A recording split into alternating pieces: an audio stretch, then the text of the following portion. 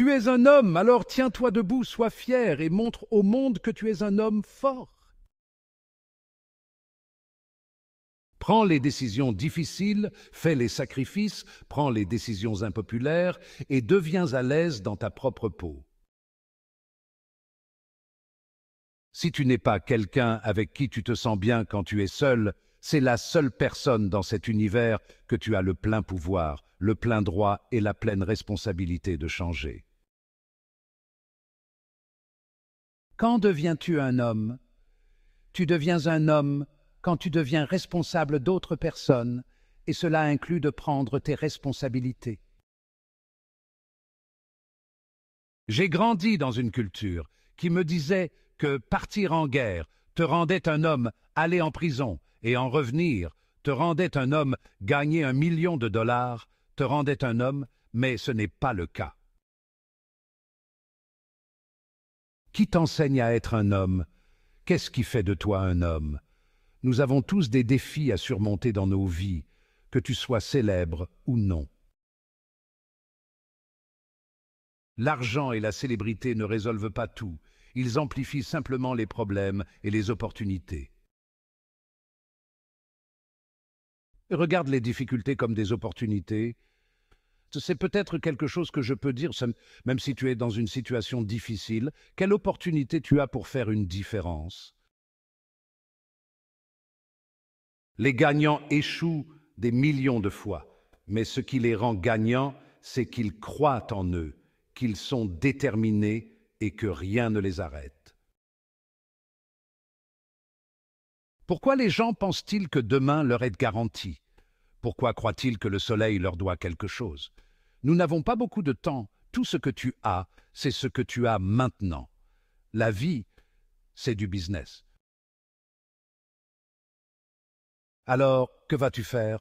Vas-tu attendre que les opportunités passent? Non, prends des mesures maintenant.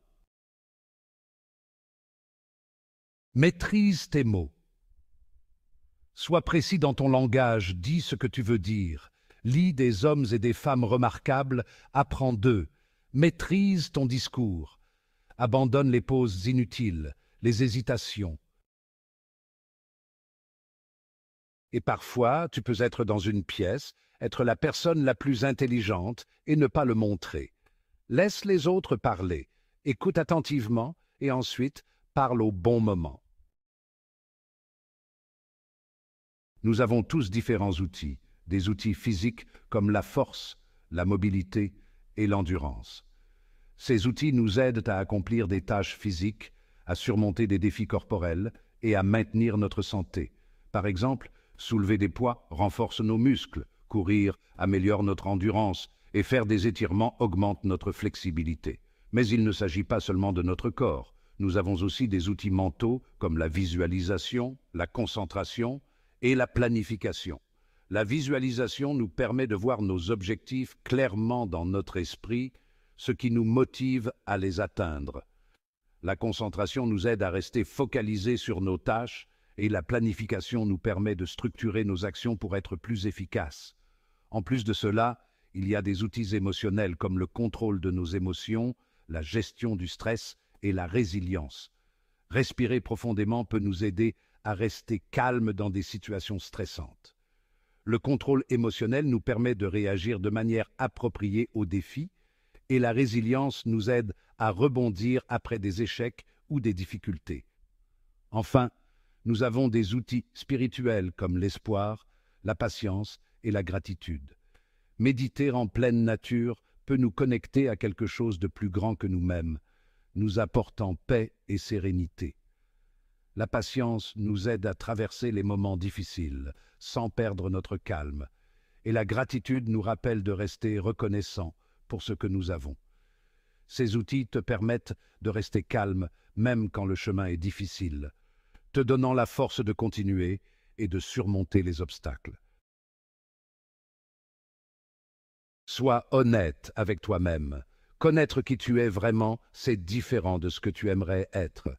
Si tu ne sais pas qui tu es, tu seras toujours en lutte. Ne reste pas là à attendre le succès. Le succès ne t'attend pas. il se dirige vers ceux qui le veulent le plus. Que vas-tu laisser derrière toi? Est-ce que ce seront des souvenirs précieux, des leçons de vie ou des valeurs intemporelles? Comment vas-tu être un homme ou une femme bon? Est-ce en aidant les autres, en étant présent pour ceux qui en ont besoin, ou en donnant de ton temps et de ton énergie pour des causes qui te tiennent à cœur?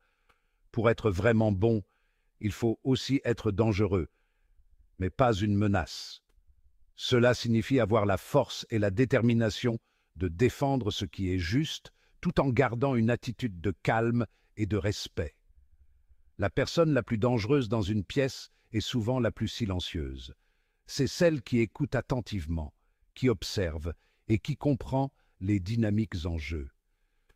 Cette personne sait quand parler et quand agir. Protéger ceux que tu aimes fait aussi partie d'être bon. Cela signifie être là pour eux dans les moments difficiles, les soutenir dans leurs rêves et leurs aspirations, et leur offrir un amour inconditionnel.